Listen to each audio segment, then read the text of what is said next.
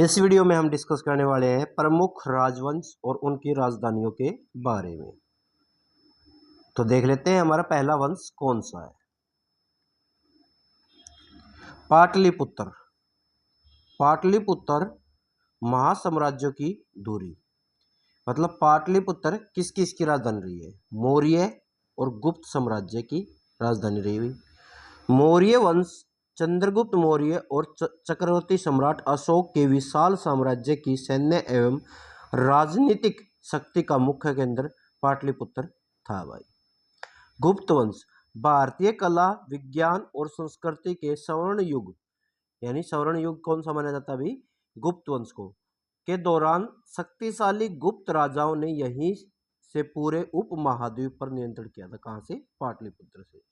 शुंग वंश और कर्ण वंश। शुंग वंश सेनापति पुष्य मित्र शुंग ने मौर्य सत्ता को विस्थापित कर प्राचीन मगध की सीमाओं की रक्षा की और पाटलिपुत्र को ही अपनी मुख्य राजधानी बनाए रखा भाई। ठीक है। कर्ण वंश शुंग वंश के बाद देवभूति को अपदस्थत कर वासुदेव कर्णों ने मगध क्षेत्र पर अपनी सत्ता स्थापित की, जिसकी प्रशासनिक दूरी पाटलिपुत्र ही रही। ठीक है, ये है इंपॉर्टेंट बातें। नेक्स्ट देख लेते हैं भाई इसके बारे में। दक्षिण के शक्तिशाली राजवंश। दक्षिण के शक्तिशाली राजवंश कौन से थे भाई? चोल वंश। तो चोल वंश की राजधानी कौन थी भाई? तंजावुर। तंजावुर अद्वितीय नौसैनिक शक्ति और भव्य मंदिर वास्तुकला के निर्माता चोलों ने तंजावुर को अपनी गौरवशाली राजधानी बनाया था भाई।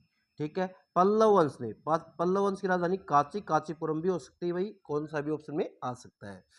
महाबलीपुरम के एकाशम रथों और विद्या के प्रसिद्ध केंद्रों के संरक्षण पल्लव ने काचीपुरम से लंबे समय तक शासन किया भाई। ठीक है। तो पल्लव की काचीपुरम और चोल की तंजावुर याद रखना। मध्यकालीन भारत में भाई दिल्ली सल्तनत के प्रमुख राजवंश खिलजी और तुगलक वंश। राजधानी इनकी दोनों की दिल्ली रही। जलालुद्दीन और अलाउद्दीन खिलजी ने सैन्य सुधारों तथा तुगलक शासकों ने विशाल वस्तु निर्माणों का मुख्य गढ़ दिल्ली ही था भाई। सैयद और लोधी वंश राजधानी इनका भी दिल्ली रहा। तैमूर के आक्रमण के बाद उभरे सैयद वंश और अंत में सिकंदर लोधी व इब्राहिम लोधी के समय में भी दिल्ली केंद्रीय सत्ता बनी रही। ठीक है। सामरिक और स्थापत्य विकास इस पूरे काल में दिल्ली का महत्व अत्यधिक बढ़ गया, जहां कुतुब मीनार, तुगलकाबाद किला और अनेक सामरिक दुर्गों का निर्माण पूरा हुआ। ठीक है भाई। नेक्स्ट देख लेते हैं। मध्यकालीन और आधुनिक भारत के महासाम्राज्य कौन सा था भाई? मुगल वंश। मुगल वंश दिल्ली, आगरा, फतेहपुर सीकरी। मुगलों ने सामरिक आवश्यकताओं और स्थापत्य प्राथमिकताओं के अनुसार समय समय पर अपनी मुख्य राजधानियां आगरा, फतेहपुर सीकरी और दिल्ली के लाल किले के बीच बदली भाई। कई बार दिल्ली हो जाती, कई बार आगरा हो जाती, कई बार फतेहपुर सीकरी हो जाती। मराठा साम्राज्य।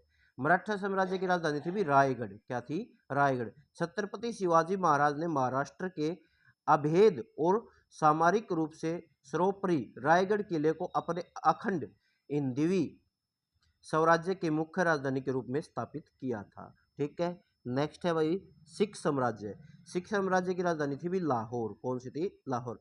शेर पंजाब महाराजा रणजीत सिंह के सशक्त नेतृत्व में विशाल और आधुनिक सिख साम्राज्य की प्रशासनिक राजधानी लाहौर बनी थी भाई। ठीक है। नेक्स्ट देख लेते हैं अन्य महत्वपूर्ण राजवंश और उनकी राजधानियां। पाल वंश। पाल वंश की राजधानी कौन सी थी भी? मुंगेर और पाटलिपुत्र। कौन से राज्य में? बंगाल और बिहार क्षेत्र में। चालुक्य वंश। चालुक्य वंश की राजधानी थी भी बादामी। कौन सी थी? बादामी, कर्नाटक और दक्कन का क्षेत्र। सातवाहन वंश। सातवाहन की थी भी प्रतिष्ठान, पैठन, महाराष्ट्र, आंध्र प्रदेश का क्षेत्र। काकतीय वंश की राजधानी थी भी वारगल और आधुनिक तेलंगाना क्षेत्र भाई। ठीक है। होयसल वंश की राजधानी थी भी द्वार समुंदर, मैसूर और कर्नाटक का क्षेत्र। चेर वंश की राजधानी थी विभज्जी, कई बार पेपर में आती हुई केरल का क्षेत्र। पांड्य वंश की राजधानी थी मदुरई, तमिलनाडु का दक्षिणी भाग। पश्चिमी गंग वंश की थी भी तलकाड़ और दक्षिणी कर्नाटक का क्षेत्र। तो ये प्रमुख राज्य राजधानी थी भी जो वंश थे उनके। ठीक है, तो आज के लिए सेशन में इतना ही, और करेंगे नेक्स्ट सेशन में। Thank you very much, have a nice day.